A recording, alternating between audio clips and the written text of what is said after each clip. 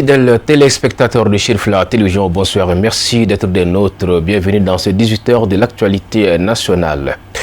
Le gouvernement malien a enregistré une performance élogieuse en 2025 avec la création de 69 298 emplois bruts. L'information a été donnée par Madame le ministre de l'Entrepreneuriat national, de l'Emploi et de la formation professionnelle. C'était le vendredi dernier dans l'après-midi à la faveur d'un point de presse tenu à la primature.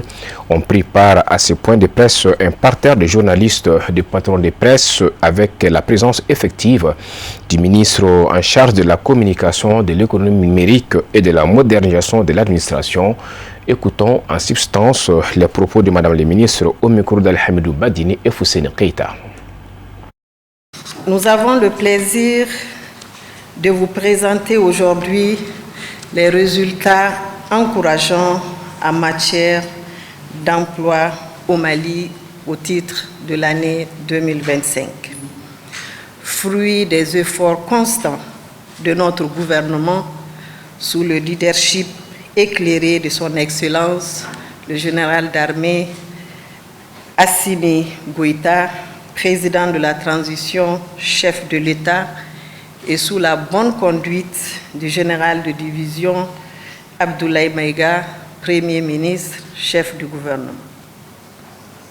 Monsieur le ministre, Mesdames et Messieurs, notre pays, en 2025, a enregistré la création de 69 298 emplois bruts, tandis que 3 795 emplois ont été perdus.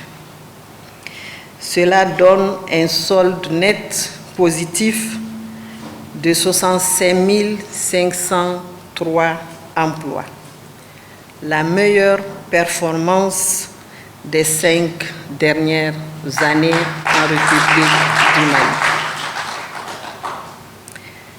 Pour comparaison, en 2024, le solde net était de 60 692 emplois, ce qui souligne une progression notable.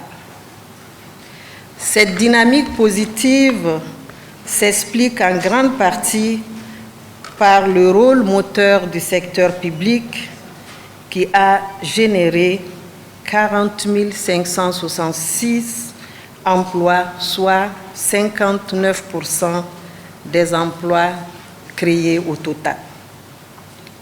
Ces résultats sont le fruit des recrutements dans la fonction publique, des investissements publics importants, ainsi que des dispositifs d'auto-emploi et d'insertion des jeunes. Le secteur public s'affirme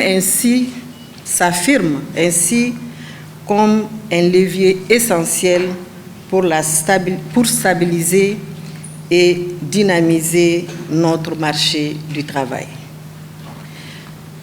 Quant au secteur privé, il a créé 28 732 emplois en 2025. Bien que cette contribution reste significative, elle est en légère baisse par rapport à 2024, où 32 292 emplois avaient été créés. Cette tendance traduit un environnement économique encore fragile, marqué par une prudence des entreprises face aux investissements et des tensions dans certains secteurs d'activité. Vous savez que 2025 n'a pas du tout été facile pour tout le monde, mais particulièrement pour le secteur privé, avec tout ce que nous avons traversé comme crise. Sur le plan semestriel, la création d'emplois a été plus soutenue au premier semestre avec 38 864 emplois nets représentant 59% du total annuel. Le second semestre a connu un léger ralentissement avec 26 639 emplois nets, reflétant un rythme de création un peu moins soutenu. Malgré quelques pertes d'emplois, celles-ci restent modérées, ce qui témoigne de la résilience de notre tissu économique national. Le solde net positif confirme la solidité des politiques publiques en matière d'emploi, l'impact structurant des investissements publics, ainsi que l'efficacité des mécanismes d'insertion professionnelle. Ces résultats démontrent clairement que les efforts du président de la transition, chef de l'État, et du Premier ministre, chef du gouvernement, portent leurs fruits. L'actualité sur tout autre plan, la deuxième édition du championnat du maraîchage au Mali, placée sous les signes de l'expansion nationale, a été officiellement lancée le jeudi 26 mars dernier à Bamako. L'initiative est une télé-réalité agricole visant à promouvoir l'entrepreneuriat jeune et l'innovation dans le maraîchage. L'événement est organisé par l'entreprise Émergence Forage BTP en collaboration avec l'ORTM et soutenu par Sojiba. C'était le jeudi dernier. Voyons le commentaire signé par Amadou Kamara. L'initiative agricole salvatrice, portée par l'entreprise Émergence Forage, poursuit son ascension après le succès de la première édition en 2025, en organisant cette deuxième édition du championnat du maraîchage. Le championnat du maraîchage, c'est de mettre en concurrence les maraîchers pour qu'ils montrent leurs compétences et pour que ça soit un métier visible. Parce que c'est un métier qui est un peu surcoté dans notre pays. Et aujourd'hui, on ne peut pas vivre sans manger les produits maraîchers. Toujours, nous consommons les produits maraîchers. Et c'est une vitrine pour que toutes les personnes qui considèrent l'agriculture comme une activité de seconde zone puissent respecter l'agriculture. Donc c'est pourquoi on va faire cette télé-réalité-là qui va se faire pendant un mois.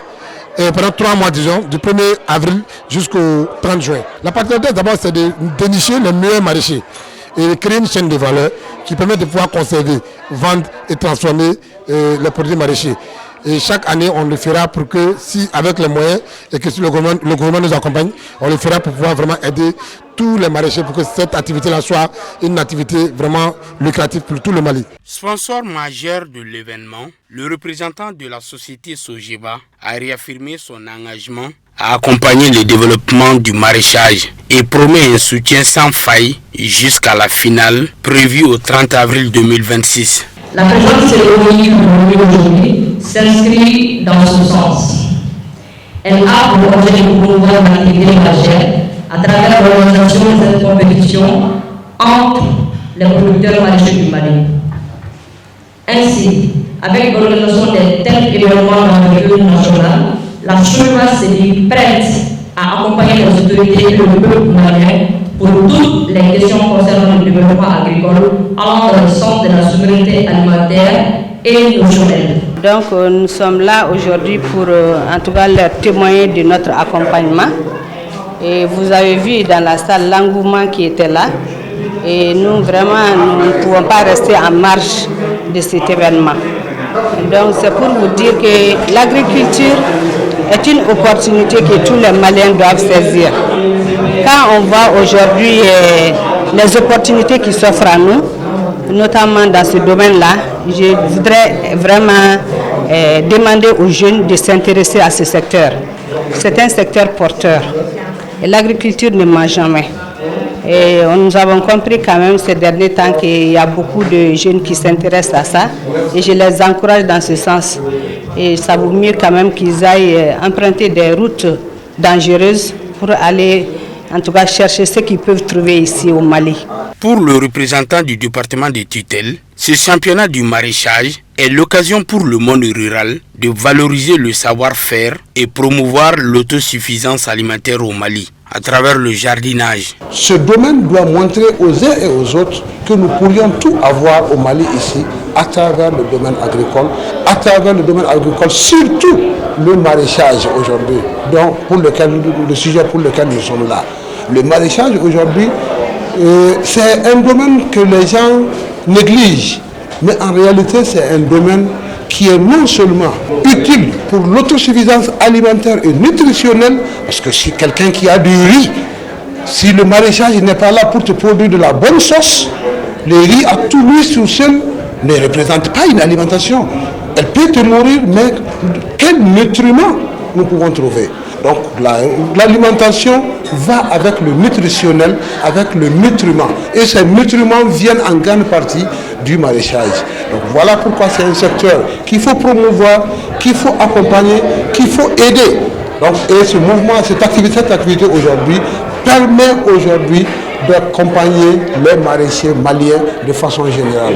À noter que cette initiative de l'entreprise Émergence Forage BTP est une télé-réalité agricole qui vise à promouvoir l'entrepreneuriat jeune et l'innovation dans les maraîchages au Mali. Organisée pour la deuxième fois en collaboration avec l'ORTM et soutenue par Sogeba. Cet événement met en compétition des jeunes producteurs pour le titre de meilleur maraîcher édition 2026. À présent, faisons un tour de l'actualité en images, en bref commenté par Moussa Fomba.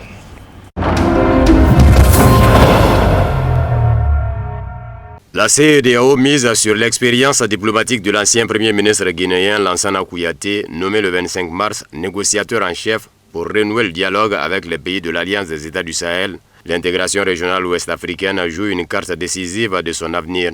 Sa mission, validée par le président en exercice de l'organisation, le Sierra-Léonais Julius Maada-Bio, consiste à renouer le fil du dialogue avec le Mali, le Burkina Faso et le Niger, désormais regroupés au sein de l'Alliance des États du Sahel AES. Fort de son expérience de diplomate et d'ancien secrétaire exécutif de la CEDEAO, Lansana Kouyaté hérite d'un dossier complexe. Son mandat initialement prévu pour une durée de 3 mois s'articule autour de 2 axes majeurs. Il s'agit d'abord de faciliter un éventuel retour des pays de l'AES au sein de la famille régionale, alors que ces derniers ont officiellement acté leur retrait en janvier 2025. Parallèlement, le médiateur guinéen doit préparer le terrain pour une séparation organisée et à l'amiable si le divorce s'avère définitif afin d'éviter une rupture brutale qui léserait les populations civiles. L'un des principaux défis de Lansana Kouyaté sera de répondre aux demandes de dérogation formulées par Bamako, Niamey et Ouagadougou. Malgré leur départ, les pays de l'AES souhaitent maintenir certains liens vitaux, notamment la libre circulation des biens et des personnes, ainsi que l'accès au financement de la Banque d'investissement et de développement de la CEDEAO, BIDC. La coopération sécuritaire dans la lutte contre le terrorisme demeure également un point de convergence essentiel que le nouveau négociateur devra s'efforcer de sanctuariser pour garantir la stabilité de l'espace sahélien. Au-delà de la diplomatie politique, la nomination de Lansana Kouyaté intervient au moment où la CEDEAO entame la réorganisation de ses structures techniques. Le départ des pays de l'AES impose le transfert de plusieurs institutions stratégiques actuellement basées au Sahel. À titre d'exemple, l'Organisation ouest-africaine de la santé devrait quitter le Burkina Faso pour Abidjan, tandis que le centre de la gestion des ressources en eau est attendu en Guinée. Le médiateur devra veiller à ce que ces mutations administratives ne rompent pas définitivement les canaux de coopération technique indispensables à la région.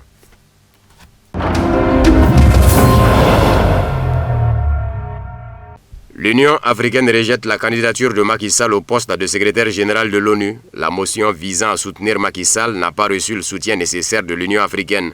En moins de 24 heures, le délai pour la procédure de vote, 20 États membres ont rompu le silence, empêchant ainsi l'adoption du texte. Sa candidature semblait pourtant bénéficier d'un élan la veille, lorsque le bureau de l'Assemblée de l'Union africaine avait salué sa solide expérience en leadership, son approche pragmatique et son engagement à rechercher le consensus entre nations et grandes puissances. Le projet de décision soutenant la candidature de l'ancien président sénégalais soumis aux États membres selon la procédure dite d'approbation tacite ne devait pas soulever d'objection de plus d'un tiers des 55 pays appartenant à l'organisation continentale.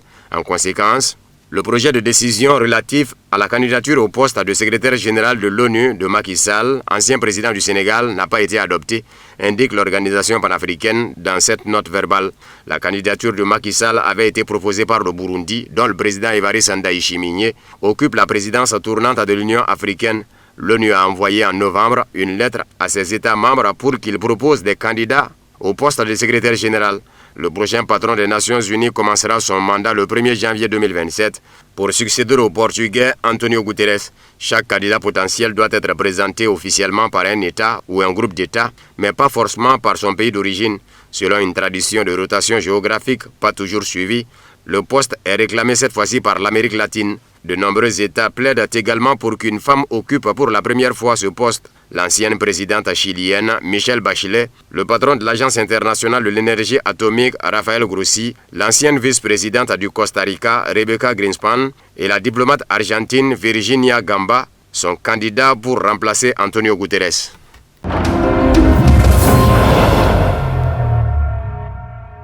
Les forces américaines seraient anéanties en un temps record. L'île iranienne de Kark, piège mortel pour les États-Unis selon un analyste russe. Une possible opération américaine sur l'île de Kark entraînerait la destruction totale des commandos américains. C'est un pari risqué aux conséquences négatives colossales pour les États-Unis, considère Igor Korechenko, rédacteur en chef du magazine russe National Defense, contacté par Sputnik. L'expert avertit quand même d'approcher l'île située au fond du golfe Persique, près du détroit d'Ormuz. Les navires militaires américains subiraient une frappe iranienne massive menée à l'aide de drones, de vedettes, d'artillerie et de lance-roquettes multiples.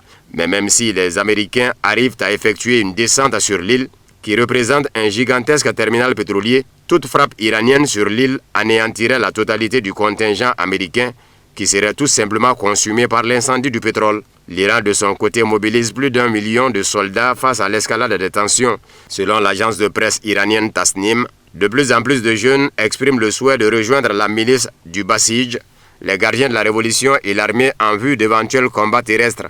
Plus tôt dans la journée du 26 mars, le Wall Street Journal, citant des responsables du département de la défense américaine au fait de la question, a annoncé que le Pentagone envisageait de déployer jusqu'à 10 000 soldats supplémentaires au Moyen-Orient. Au même moment, l'Iran annonce avoir entièrement détruit un avion ravitailleur américain en Arabie Saoudite lors d'une frappe contre la base aérienne de Prince Sultan. 3 autres appareils ont été endommagés et mis hors service, a déclaré Ibrahim Zulfakhari, porte-parole du commandement central Khatam al-Anbiya. La base aérienne de Prince Sultan dans la ville saoudite d'Al-Kharj est une plateforme logistique et opérationnelle majeure pour les forces armées américaines au Moyen-Orient.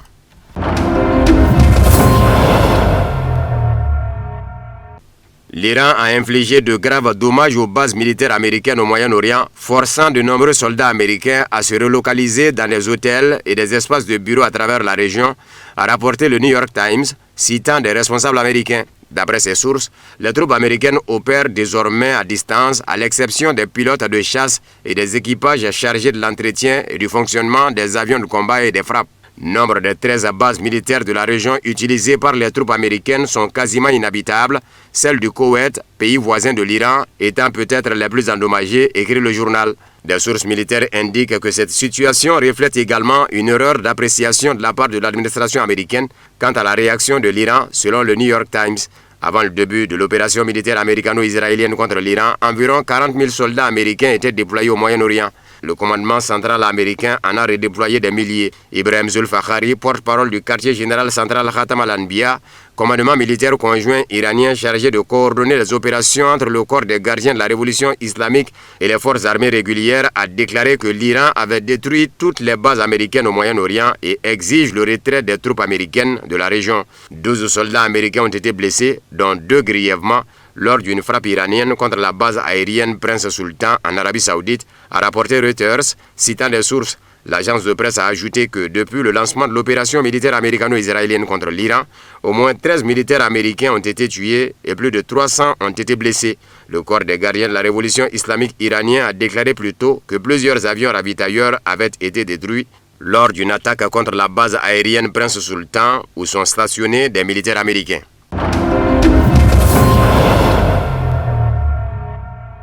Trump déplore le refus de l'OTAN d'aider les États-Unis dans la guerre contre l'Iran, laissant entendre qu'il pourrait quitter l'alliance. Nous dépensons des centaines de milliards de dollars par an pour l'OTAN. des centaines pour les protéger, et nous aurions toujours été là pour eux. Mais maintenant, vu leur action, j'imagine que nous n'avons plus besoin de l'être, n'est-ce pas? Le gouvernement allemand, de son côté, a réagi avec retenue à la déclaration du président américain critiquant la position de l'Allemagne sur le conflit iranien, affirmant que ce n'était pas un sujet qui allait l'empêcher de dormir. Le dirigeant américain a déclaré en effet le 26 mars que le conflit en Ukraine n'est pas une guerre américaine. Nous nous abstenons de commenter systématiquement chaque déclaration de chaque dirigeant et dans ce cas précis, nous ferons part de notre opinion en privé, a déclaré Stefan Cornelius, porte-parole du gouvernement allemand lors d'un point de presse. Mais il ne s'agit certainement pas d'une déclaration qui nous empêche de dormir.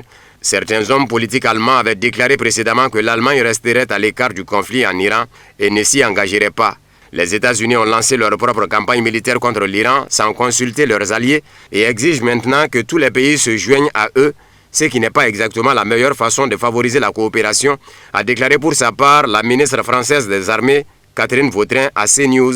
Lorsque la guerre a éclaté le 1er mars, les États-Unis n'ont pas jugé bon, par exemple, d'appeler la France à partager leur plan. Ils ont agi seuls et aujourd'hui, ils demandent à tous de les rejoindre, a-t-elle déclaré. Selon elle, la France adopte une position défensive et recherche une solution diplomatique, notamment concernant le détroit d'Ormuz. Parallèlement, Paris veille à ses intérêts en matière de défense, ayant déployé le porte-avions Charles de Gaulle en Méditerranée orientale, renforcé sa flotte de 6 avions Rafale aux Émirats arabes unis avec 6 appareils supplémentaires, ajouté des systèmes de défense aérienne et renforcé la sécurité des installations militaires françaises, notamment par l'évacuation des familles du personnel stationné dans la région.